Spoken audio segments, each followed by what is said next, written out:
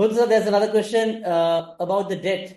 Sri Lanka has almost borrowed 8 billion US dollars in domestic debt in the first 9 months of 2024. Does this mean Sri Lanka will continue to rely on domestic debt in the next year as well for funding? So with regard to that question on supernormal tax on certain entities, because you see, most of our debt restructuring was very light. We let everybody off. We didn't get much relief, okay, which was a big blunder. We should have cut deep, because I was an early proponent that we were going to default.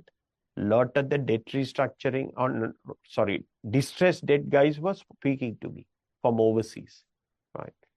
What they said is make sure that you do a deep enough cut that you don't have to have a problem again later. We didn't do that. We let everybody off. Even this, basically, the foreign debt, we gave them a domestic component. No? So it was like a get out of jail card, basically. It was a very light way. So you can see that, okay, now their share values appreciated, etc., because the expectation is. But the thing is, the government has to pay. So this R minus G issue, which again I had on my deck and I don't have the time to explain everything in detail, your numerator and a denominator. The only way to get out of this debt problem is to grow your economy faster than at the rate your debt is increasing.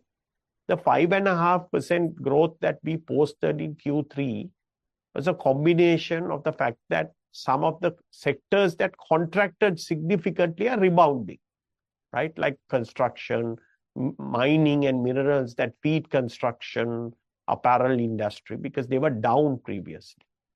Now, we've also lucky with the weather. We had a lot of rains. Commodity prices have been low. So it was exceptional circumstances that kept this economy growing. Now, we are not going to be lucky every year. No? So now your problem is when you are carrying so much of debt, your real interest rates, because of this question they are asking, and the fact that you can't money print your way out, right? And you have a central bank that has to make sure that it adheres to its inflation target of 5%. At the moment, it is too low, but that is exceptional circumstances.